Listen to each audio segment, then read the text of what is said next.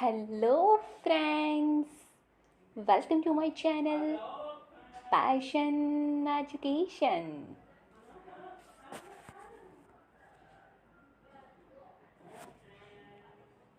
आप सभी का स्वागत है हमारी जीपीएससी क्लास 1-2 की पीवाईक्यूज़ की सीरीज़ में।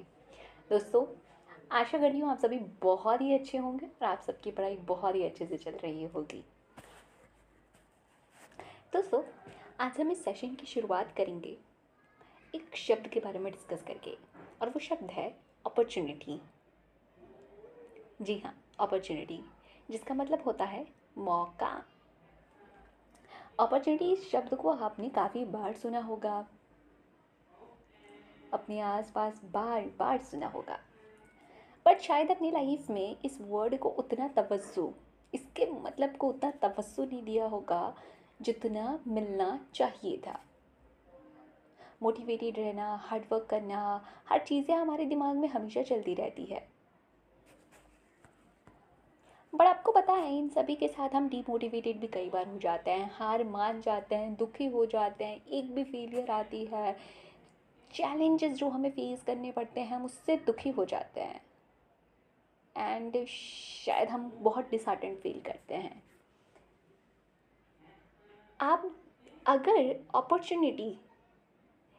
जो अपॉर्चुनिटी आपको मिल रही है ना उसको इम्पोर्टेंस देना समझ जाएंगे तो शायद वो जो नेगेटिव फीलिंग आपको आ रही है बार बार, या जितनी भी बार या जब भी आती हो,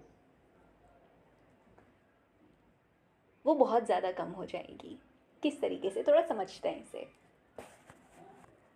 आपको पता है दोस्तों, हम कई बार अपनी लाइफ में क्या करते हैं, हमें जब कोई चीज़ की अपॉर्चुनिटी मिलती है ना, कोई चीज़ करने का मौका मिलता है, तो हम अपने आप को बड़ा ही अंडर रेट कर देते हैं और उस अपॉर्चुनिटी को ओवर रेट कर देते हैं। स्कूल में ही याद कीजिए कोई ऐसे किस्से जहाँ पे आपको मौका मिल रहा हो स्टेज पे कुछ बोलने के लिए। अपॉर्चुनिटी अपॉर्चुनिटी उस स्टेज पे पूरी ऑडियंस का ध्यान अपनी तरफ खींचने के लिए, और तब आप सोच रहे हो कि मैं उतना अच्छा परफॉर्मेंस नहीं कर पाऊँगा या कर पाऊँगी। आपने अपने आप को अंडररेट किया, ठीक है, और आपने उस अपॉर्चुनिटी को छोड़ दिया। सोच लीजिए आपके स्कूल में कितने सारे बच्चे होते होंगे और उसमें से आपके क्लास में नोटिस आता है, अपॉर्चुनिटी थी आपके पास ये चीज़ करने की, बट आप उसको नेगलेक्ट करते हैं, जाने देते हैं। पूरा स्कूल का जो आपकी स्कूलिंग के ईयर्स है इस तरीके से जाते हैं और उसके बाद वो मौका वापस नहीं आने वाला है। एंड शायद इसी वजह से अब जब भी आप, मैं ऐसा नहीं कह रही हूँ कि अब जितने भी लोग स्टेज पे जाएंगे तो उनको डर लगेगा, पैर काँपेंगे, स्कूल में बोलना ज़रूरी था। मैं कहना ये चाहती हूँ कि वो अपॉर्चुनिटी आपको वापस नहीं मिलेगी। हो सकता है कुछ लोग बहुत ही ज़्यादा बेहतरीन परफॉर्मेंस करें बिना स्कूल में ये स्टेज का जो फियर है वो मिटाए बिना भी, बट यहाँ पे कहने का बस इतना ही सा मतलब था कि वो जो अपॉर्चुनिटी थी ना जब आपके पास आई, तब आपको ये नहीं सोचना था कि मैं अपना 100% दे पाऊँगा, मैं रेडी हूँ नहीं हूँ, कॉन्सिक्वेंसेस क्या होंगे। उसकी जगह पे आपको उस अपॉर्चुनिटी को सिर्फ ग्रैब करना होता है। ठीक उसी तरीके से आप सब जितने भी एस्पिरेंट्स हैं जो किसी ना किसी कॉम्पिटिटिव एग्ज़ाम की तैयारी कर रहे हैं ना दोस्तों, ध्यान में रखिएगा ये आपके लिए एक अपॉर्चुनिटी तो है। आपकी फैमिली, आपकी लाइफ, आपके तकदीर के द्वारा दिया हुआ एक अपॉर्चुनिटी, एक मौका कि आप अपना जो करियर है इसमें बना सकते हैं। ये आपके लिए एक मौका है। इसे एक स्ट्रेसफुल तरीके से देखने के बजाय आप ये सोचिए कि ये हर किसी को नहीं मिलता है, और वेदर आई एम रेडी और not, I have to give my 100%।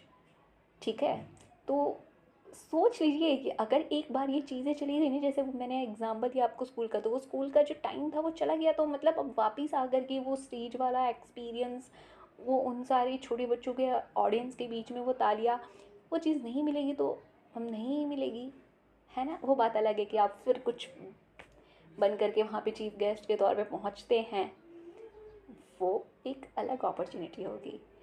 But आपको जब भी अपॉर्चुनिटी मिले, हर बार जिस भी काम के लिए अपॉर्चुनिटी मिलती है, अपने आप को अंडर रेट मत कीजिए प्लीज़। मैं ये भी नहीं कह रही हूँ कि आप कोई भी काम आए तो उसे उठा लीजिए, ऐसा भी नहीं कहने का मेरा मतलब है, पर decision should not be taken considering the negative points, right. अगर आप अपनी लाइफ में किसी चीज़ को छोड़ भी रहे हैं ना, तो वो ये होकर के नहीं होना चाहिए कि यार मैं उसके लिए रेडी नहीं हूँ। रेडी नहीं है तो आप रेडी हो जाएंगे, कर लेंगे, भाग दौड़ हो जाएगी, सब हो जाएगा आपसे। उसी तरीके से इस एग्ज़ाम की जिस दौड़ पे आप चले हैं, अगर आप फ्रेशर हैं, ठीक है, पहली बार है, नई नई चीज़ें जान रहे हैं, समझ रहे हैं, सीख रहे हैं, और आपको डर लग रहा है कि बाकी सब तो ऑलरेडी बहुत कुछ जान चुके हैं, तो कोई दिक्कत वाली बात नहीं है। आपको ये अपॉर्चुनिटी मिली है, इसका बहुत ही बेहतरीन तरीके से यूज़ कीजिए। और सबसे बड़ी चीज़ इस अपॉर्चुनिटी के इम्पोर्टेंस को समझिए। ठीक है, हर किसी को ये मौका नहीं मिल पाता है। 1 साल हो गया, 2 साल हो गया, अगर आपके पास इससे भी ज़्यादा लंबा टाइम मिल रहा है, तो इस अपॉर्चुनिटी के इम्पोर्टेंस को समझिए दोस्तों। एंड अगर आप जब इस अपॉर्चुनिटी के इम्पोर्टेंस को समझेंगे, तो आपके अंदर एक अपने आप से पॉजिटिविटी आएगी। आपको अपने आप से लगेगा कि हाँ, कुछ तो मेरे अंदर है कि मुझे ये अपॉर्चुनिटी मिली है, तो मुझे अपना बेस्ट देना है। What matter is how best you give. ठीक है, तो चलिए स्टार्ट करते हैं आज के सेशन को दोस्तों। ओके, जितने भी एस्पिरेंट्स हमारे चैनल पे पहली बार आए हैं, वीडियो को पहली बार देख रहे हैं, उन सभी को मैं ये डिस्क्लेमर दे दूं कि ये क्वेश्चन 41 पे, मतलब आगे के जो क्वेश्चन है मैं डिस्कस कर चुकी हूँ। 2023 का ये पेपर 2 डिस्कस हो रहा है। आगे के क्वेश्चन हम प्रीवियस वीडियो में डिस्कस कर चुके हैं, आप उसे भी रेफ़र कर सकते हैं। और इसी के साथ साथ मैंने बाकी के भी प्रीवियस ईयर के क्वेश्चन करवाए हैं, यानी 2024 का पूरा सॉल्व हो चुका है, आप उसे भी रेफ़र कर सकते हैं अपनी तैयारी के लिए। चलिए आइए डिस्कस करते हैं क्वेश्चन नंबर 41 को। The objective of Niti Aayog include option 1, to foster cooperative federalism; second, to evolve a shared vision of nation development priorities; third, to create a knowledge, innovation and entrepreneurial support system; fourth, to develop mechanism to formulate credible plans at the village level. सो यहाँ पे आपका correct code हो जाता है D, that is 1, 2, 3 and 4। अब दोस्तों यहाँ पे से जब मैं PYQs डिस्कस करनी हूँ, तो मैंने आपको बताया है कि पैसन एजुकेशन बहुत ही ज़्यादा पैशनेट है अपने काम को लेकर के, पढ़ाई को लेकर के। तो मैं सिर्फ ये नहीं चाहती हूँ कि आप PYQs को सिर्फ रेफ़र करें, देख लें और फिर आगे बढ़ जाएँ। देखिए यहाँ पे से आपको ये तो पता चलता ही है, जो नेशनल लेवल के जितने भी इंस्टीट्यूशन हैं, डेवलपमेंटल एक्टिविटीज़ में लगे हुए हैं, तो उन सब चीज़ों को तो आपको पढ़ के जाना ही है। नीति आयोग क्यों इतना इम्पॉर्टेंट है? प्लानिंग कमीशन था पहले, और प्लानिंग कमीशन को रिप्लेस करने वाली जो बॉडी बनी है वो नीति आयोग है। तो यहाँ पे नीति आयोग के ऑब्जेक्टिव सारे ही कोड करेक्ट है, तो यहाँ पे से आप रेफ़र कर लीजिए ऑब्जेक्टिव्स को। बाकी थोड़ा डिटेल में भी जान लेते हैं, ताकि अगर अगली बार नेक्स्ट टाइम नीति आयोग पर से कोई क्वेश्चन बनता है तो आप उसे बड़ी ही आराम से टैकल कर सकें। NITI Aayog. Planning has been in Indian Shaikh as our leaders came under influence of socialist claim of erstwhile USSR. Planning Commission served as the planning vehicle for close to 6 decades with a focus on control and command approach. तो ध्यान में रखिएगा जो planning commission है वो किस तरीके से काम कर रहा था, कंट्रोल एंड कमांड अप्रोच। ठीक है, Planning Commission was replaced by new institution Niti Aayog on January 1, 2015 with the emphasis on bottom-up approach to envisage the vision of maximum governance, minimum government, echoing the spirit of cooperative federalism. इस चीज़ को बढ़ावा देते हुए NITI Aayog bottom up approach से काम करता है, जहाँ पे उनका विजन है maximum governance and minimum government. तो जैसे कि आपने प्लानिंग कमीशन के बारे में देखा, जो कंट्रोल एंड कमांड अप्रोच से चल रहा था, वहीं पे जो नीति आयोग है उसका जो स्पिरिट में है वो है कोऑपरेटिव फेडरलिज्म। किस तरीके से आप जो भी स्टेट्स हैं उनसे भी आइडियाज़ देंगे और उन चीज़ों पे भी काम करते हुए आगे बढ़ने की कोशिश करेंगे, that is called cooperative federalism, जिसके तहत ये काम किया जाएगा। ऑब्जेक्टिव्स की हम देख चुके हैं, तो यहाँ पे हम डिस्कस करेंगे कॉम्पोजिशन ऑफ नीति आयोग। चेयरपर्सन, ध्यान में रखिएगा, चेयरपर्सन नीति आयोग के प्राइम मिनिस्टर होते हैं, vice chairperson to be appointed by prime minister. Governing council होती है chief minister of all the states and governor of union territories, they are the member of governing council. बात कर लेते हैं regional council के बारे में। It has been established to address specific regional issues that comprises chief minister and governor chaired by prime minister or his nominee. Ad hoc membership किसको दी जाती है? 2 member in ex officio capacity from leading research institution on rotational basis. Ex officio membership that is given to maximum 4 from Union Council of Ministers to be nominated by Prime Minister.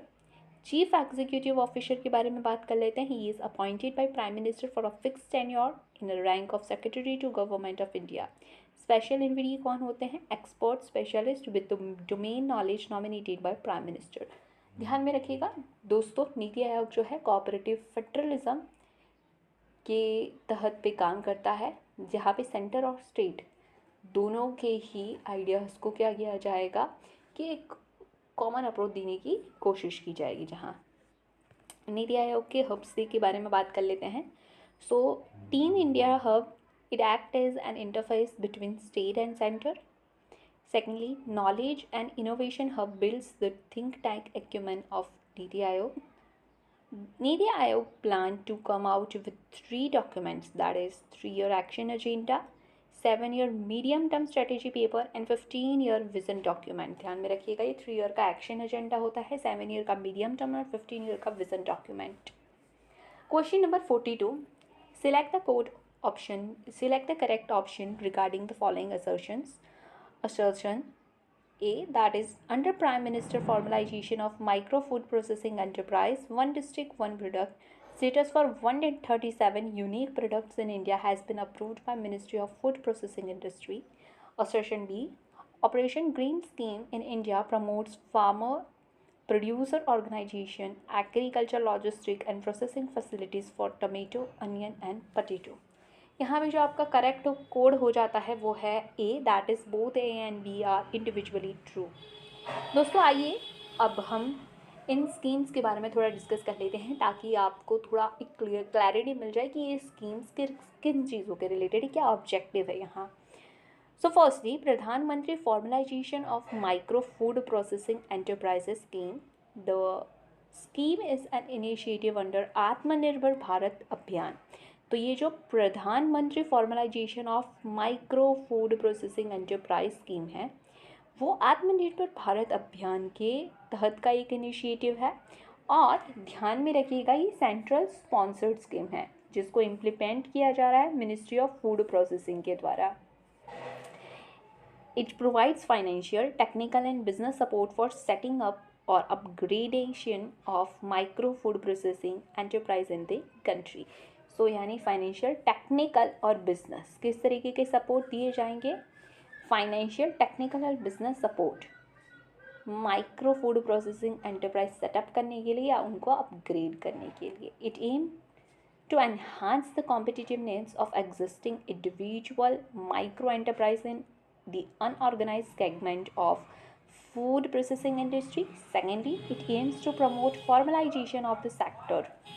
ध्यान में रखिएगा, micro food processing enterprise जो sector है उसको formalisation का भी एक इसका एम रहा है.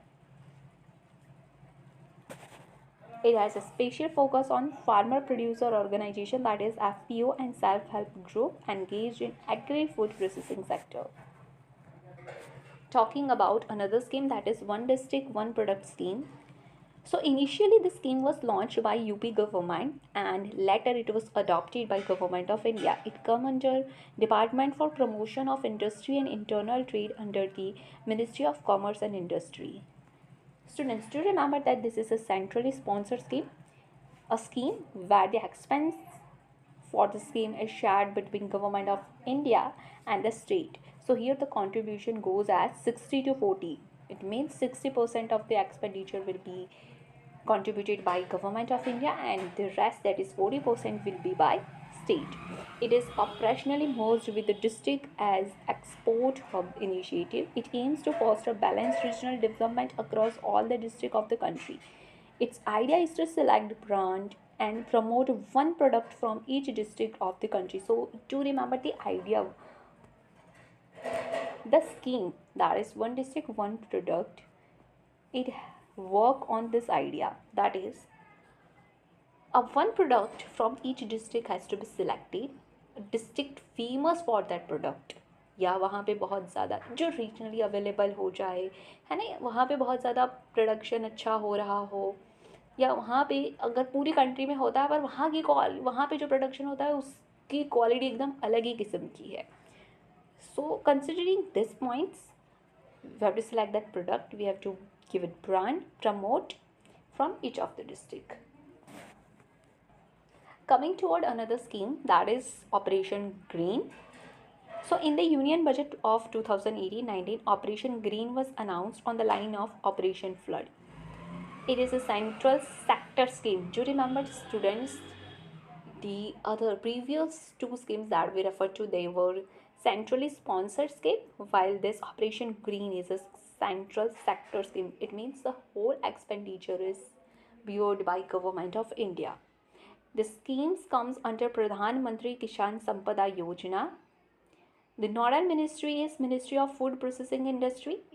Its components are, the schemes has two components, that is long-term intervention and short-term intervention. Coming to our question number 43, the Government of India launched Pradhan Mantri Kisan Sampada Yojana to provide financial support for. So जो प्रधानमंत्री किसान संपदा योजना launch की गई थी वो किन लोगों को फाइनेंशियल सपोर्ट प्रोवाइड करने के लिए की गई थी? Firstly food testing laboratory, second mega food parks and cold chain infrastructure, third interest subvention. So which of the following given quotes are correct? So your correct answer is C, that is first and second only. Let's know about Pradhan Mantri Kisan Sampada Yojana. In the last of the question where we discussed about Operation Green, we saw that Operation Green is a kind of a central sector scheme that comes under Pradhan Mantri Kisan Sampada Yojana. So this is how your question are interlinked. If you do one topic very nicely, you would be surely able to solve other questions related to those topics. So here, covering the Pradhan Mantri Kisan Sampada Yojana, it is a kind of a central sector scheme, that is Sampada scheme for agro-marine processing and development of agro-processing cluster. It was approved by cabinet in May 2017. This scheme has been now renamed as Pradhan Mantri Kisan Sampada Yojana. Earlier it was like Sampada, and now it has been renamed to Pradhan Mantri Kisan Sampada Yojana. So it is a comprehensive package of component schemes, यानी इसके अंदर बहुत सारी schemes और भी आती हैं. ये एक कॉम्प्रिहेंसिव पैकेज है बहुत सारी स्कीम्स का, ठीक है. जो स्कीम किसके लिए काम करने वाली है? संपदा के लिए, किसान संपदा. और संपदा का आपने यहाँ पे फुल फॉर्म देख लिया है. Which is aimed at creation of modern infra with the efficient supply chain management from farm gate to retail outlet. So here it aims to create modern infra create करने का M रखा गया है, जिससे कि जो सप्लाई चेन मैनेजमेंट है वो बहुत ही बेहतर तरीके से हो सके. कहाँ से सप्लाई चेन मैनेजमेंट? जहाँ फार्म गेट्स, जहाँ से चीज़ें बनती है फील्ड से लेकर के पूरा रिटेल आउटलेट तक, आपको जहाँ कंज्यूमर तक जहाँ पहुँचती हैं, तो उन चीज़ों को बहुत ही एफिशिएंट मैनेजमेंट करने के लिए ये स्कीम है, ये योजना है, जिसके तहत बहुत ही अलग अलग स्कीम्स आती हैं. The nodal ministry that is handling this प्रधान मंत्री किसान संपदा योजना is Ministry of Food and Processing Industry. ये काफ़ी बहुत ही इजी क्वेश्चंस भी पूछ लिए जाते हैं एग्जाम्स में कि ये योजना कौन सी मिनिस्ट्री के तहत आता है, एंड कई बार बच्चे उसमें भी गलती कर देते हैं. सो ये तो बहुत ही आसान सी चीज़ें हैं जो आपको, ये लो हैंगिंग फ्रूट्स है आपके लिए. फाइन, ये आप जब कॉम्पिटिटिव एग्ज़ाम में उतर रहे हैं तो आप अपना बेसिक कितना क्लियर रख रहे हैं. कम से कम जो छोटी छोटी चीज़ें हैं जो बहुत ही ईजी हैं वो आपको पकड़ के चलनी है दोस्तों, है ना. ये competitive exam is not about कि आप कितना डिफ़िकल्ट क्वेश्चन सॉल्व कर ले रहे हैं. ध्यान में रखिएगा कि भाई बहुत ही डिफ़िकल्ट क्वेश्चन था और इस बच्चे ने सॉल्व किया, उससे नहीं मिलेगी आपको वो सीट. ध्यान में रखिएगा, ज़्यादा क्वेश्चन सॉल्व करने हैं तो आपको जितने भी इजी क्वेश्चन हैं वो तो पक्के से करेक्ट करके आने हैं. अप्रोच ये होनी चाहिए आपकी, ठीक है. मैं बहुत पढ़ाकू बनूं, मतलब ठीक है, कोई दिक्कत वाली बात नहीं है. डिफ़िकल्ट क्वेश्चन सॉल्व भी कीजिए, बट ये है कि जो आपकी इजी क्वेश्चन हो रहे हैं ना, जो हो सकते हैं, उन्हें वो नहीं छूटने चाहिए। पता चला आप अपने आप को वो डिफ़िकल्ट क्वेश्चन सॉल्व करने की शाबाशी दे रहे हैं और प्रीलिम्स क्लियर ही नहीं हो रही है, तो फिर कोई मतलब नहीं निकलेगा फिर उसका। Question number 44, which of the following area has been covered by Pradhan Mantri Ujjwala Yojana for below poverty families in India? First health, nutrition, LPG connection, fourth power. So यहाँ पे करेक्ट ऑप्शन हो जाता है third, that is LPG connection only.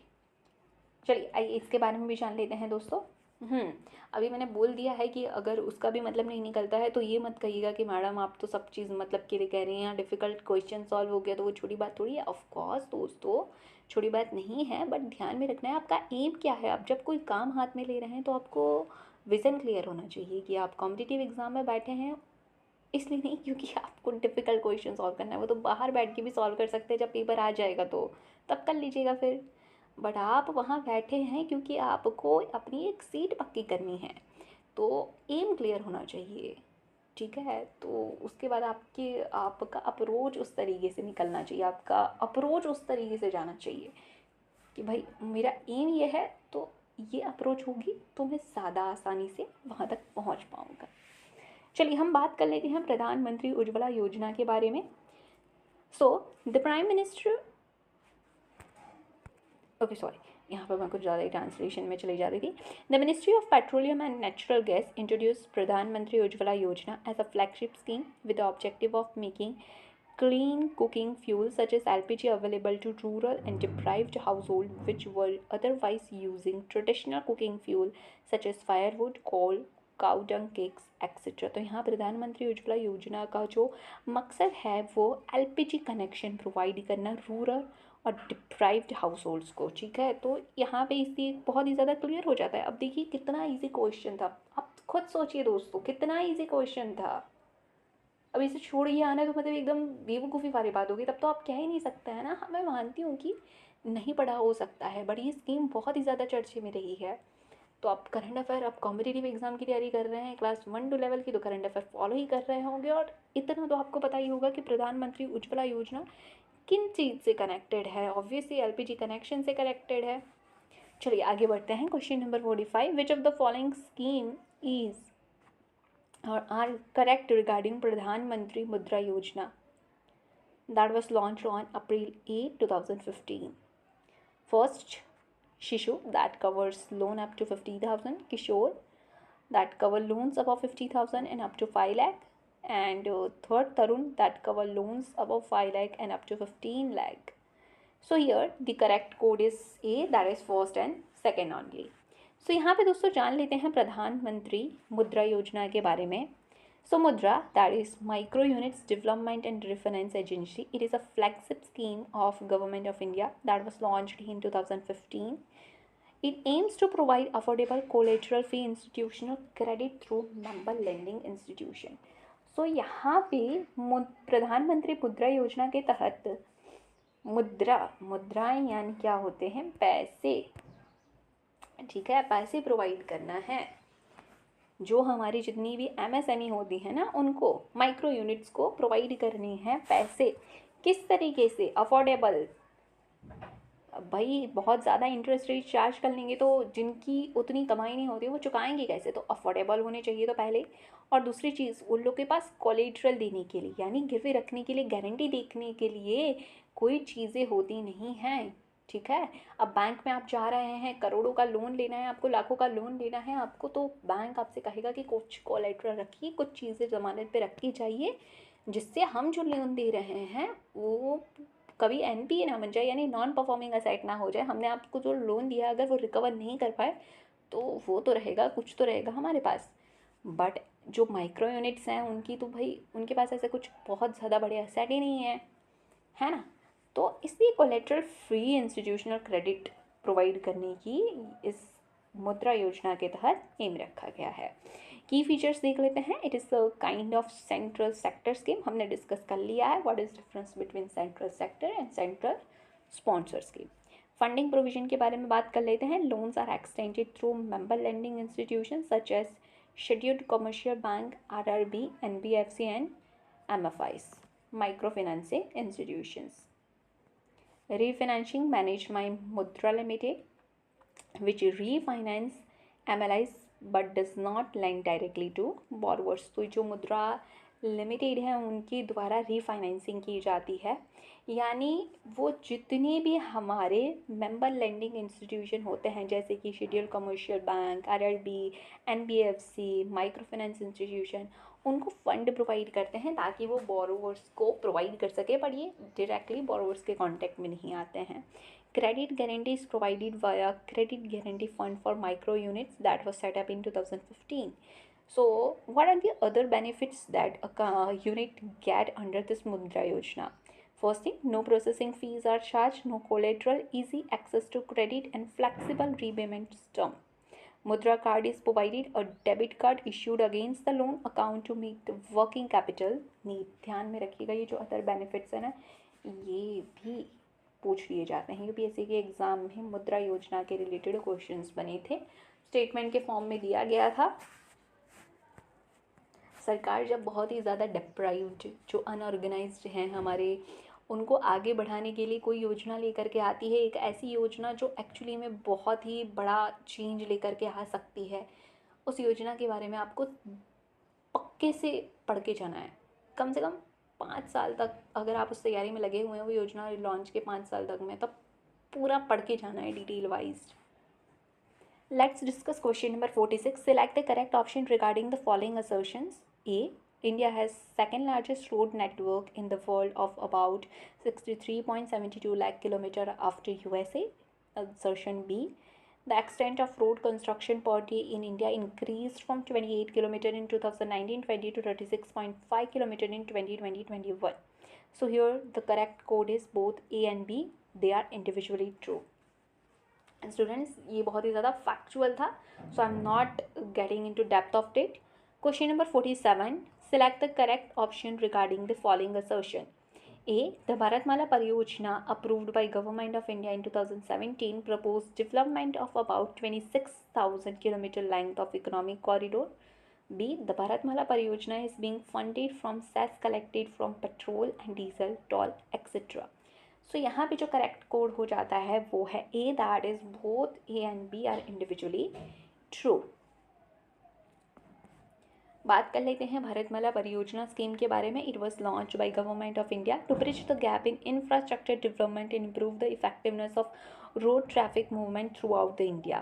This scheme is implemented by ministry of road transport and highway of India and aims to develop 24,800 kilometre of road to be constructed in a phased manner. तो यहाँ पे infrastructure development के बारे में बात की गई है भारतमाला परियोजना की तरह से, किस तरीके से जो रोड इंफ्रास्ट्रक्चर है उसको बिल्डअप किया जा सके. The funding of the scheme will be manage through the cess collected on petrol and diesel vehicle.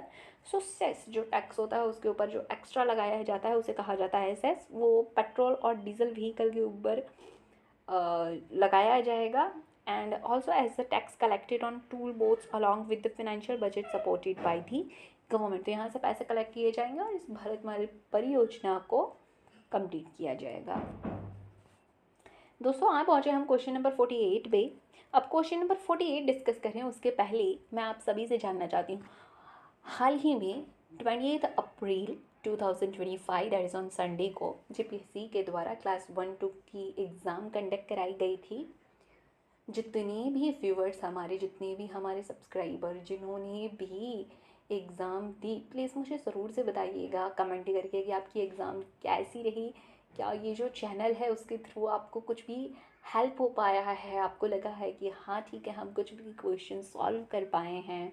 कैसा रहा आपका एक्सपीरियंस, जिन्होंने पहली बार एग्ज़ाम दी उनका एक्सपीरियंस कैसा रहा, क्या सीखने को मिला, कितना समझ आया, कितना आप अटेम्प्ट कर पाए हैं. हम करेंगे दोस्तों उस क्वेश्चन पेपर को भी डिस्कस करेंगे.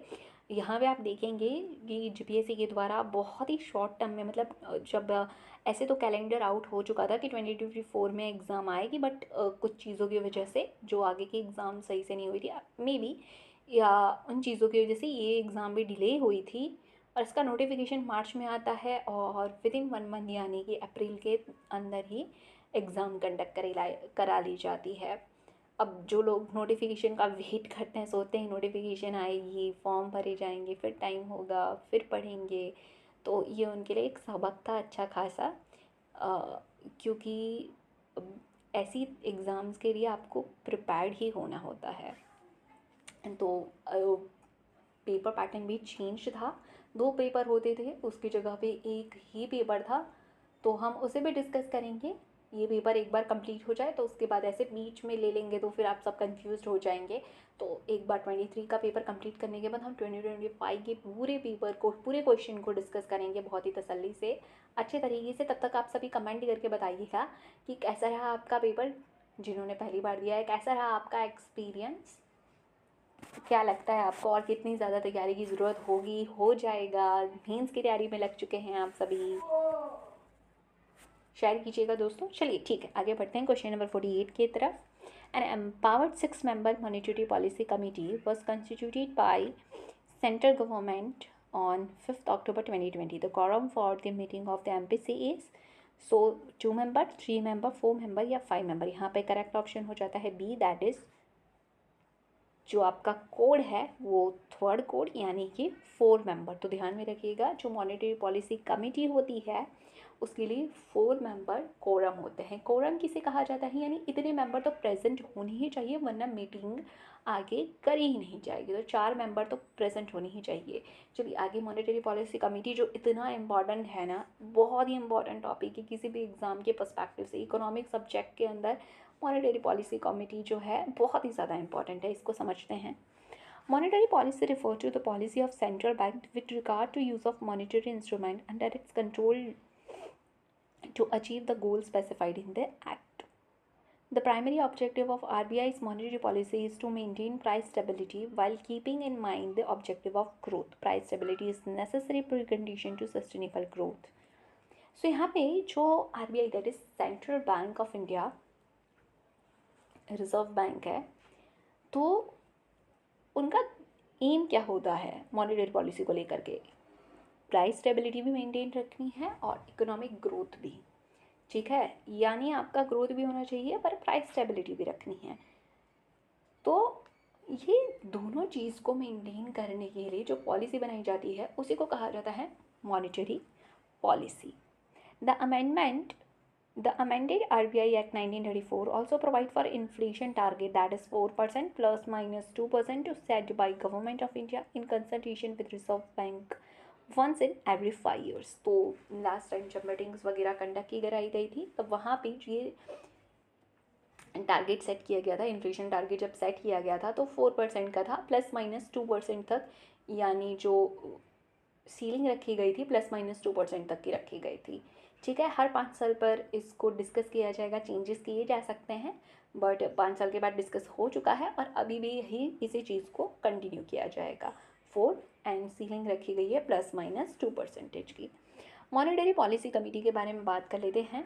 अच्छा, अगर कुछ बच्चे हैं जिनको ये समझ नहीं आ रहा है मैम आप क्या कह रहे हैं, 4% प्लस माइनस 2% की सीलिंग क्या है, तो दोस्तों बात की जा रही है इन्फ्लेशन, ठीक है, महंगाई, जो महंगाई का जो बढ़ने का जो दर है तो वो 4% तक कहा जा रहा है कि 4% तक, ठीक है, इतना, इसके +2 हो वो भी वहाँ तक सीलिंग रखी गई है, +2 और -2 की, अब 4% चला दिया जाएगा। ज़्यादा भी हुई तो भी आरबीआई को काम करना है, मॉनेटरी पॉलिसी के तहत बाकी के इंस्ट्रूमेंट यूज़ करके इन्फ्लेशन को कंट्रोल करने की कोशिश करनी है। -2 से भी नीचे चला जाता है, ठीक है, -2 पे भी आ जाता है, -2% या उससे भी नीचे जाता है, तो वापस से मॉनेटरी पॉलिसी के तहत जितने भी इंस्ट्रूमेंट है, मॉनेटरी इंस्ट्रूमेंट, उनका यूज़ करके आरबीआई को वो मेंटेन करने की कोशिश करनी है। So monetary policy committee under section 45 ZB of amended RBI Act 1934, the central government is empowered to constitute a 6-member monetary policy committee। तो ध्यान में रखिएगा, मॉनेटरी पॉलिसी कमेटी के तहत 6 मेंबर होते हैं। कितने मेंबर होते हैं दोस्तों? 6 मेंबर। इसका ऑब्जेक्टिव है, further section 45 ZB lays down the objective, that is the monetary policy committee shall determine the policy rate required to achieve the inflation target। यानी कितना रिक्वायर्ड रेट होना चाहिए ताकि जो उनका इन्फ्लेशन टारगेट है वो अचीव किया जा सके। The decision of monetary policy committee shall be binding on the banks composition. It's consists of 6 members, जिसमें से जो आरबीआई गवर्नर होते हैं वो इसके चेयरपर्सन होते हैं। याद रखिएगा दोस्तों, आरबीआई गवर्नर एमपीसी के चेयरपर्सन होते हैं। Deputy governor in charge of monetary policy, an officer of bank to be nominated by central board, and lastly 3 person to be nominated by central government. जो 6 member होते हैं RBI के अंदर से 3 और गवर्नमेंट ऑफ इंडिया के अंदर से भी 3 जाते हैं, और ये दोनों ही मिल करके हो जाता है 6 मेंबर। पर कोरम यानी 4 मेंबर तो प्रेजेंट होने ही चाहिए। Question number 49, which of the following 2 states of India had the largest length of national highway as on 31st December 2021? The state given are as follow, and your correct code is B, that is second and third only, Maharashtra and Uttar Pradesh. Lastly हम आ पहुँचे हैं question number 50 पे, that is gilt edged market means. तो यहाँ पे correct option हो जाता है B, that is market of government securities. जान लेते हैं ये जो गिल्ड एज्ड मार्केट होते हैं वो क्या होते हैं। So this market is also known as government securities market. As the securities are risk free, they are also known as gilt edged, that is the best quality securities। ठीक है, तो यहाँ पे जो गवर्नमेंट सिक्योरिटीज़ का trade किया जाता है उसी को गिल्ट एज मार्केट कहा जाता है। Invested in the gilt edge market are predominantly institution such as commercial bank, LIC, GIC and provident fund. और इसका ट्रांजैक्शन बहुत ही लार्ज अमाउंट में होता है। और आरबीआई वो होता है जो कि डोमिनेंट रोल प्ले करता है गिल्ड एज मार्केट के अंदर, क्योंकि वही होता है जो सेल आउट करेगा। गवर्नमेंट खुद नहीं आती है अपनी सिक्योरिटीज़ को सेल आउट करने के लिए, आरबीआई के द्वारा या तो सेल आउट किया जाएगा या तो परचेज़ किया जाएगा। एंड बाकी जितने भी हैं हमारे प्लेयर्स वो परचेज़ या सेल करेंगे। ठीक है, तो इसी के साथ हमने बाकी के 10 क्वेश्चन डिस्कस कर लिए हैं दोस्तों। किसी में कुछ डाउट्स रह जाता है तो ज़रूर से कमेंट करके पूछिएगा। Hope you enjoyed the video. इसी के साथ इस चैनल पे अपना ढेरों प्यार बनाए रखिएगा दोस्तों, अपने दोस्तों के साथ शेयर कीजिएगा, लाइक बटन हिट कीजिएगा, एंड आपका आज का दिन शुभ हो। Thank you for watching.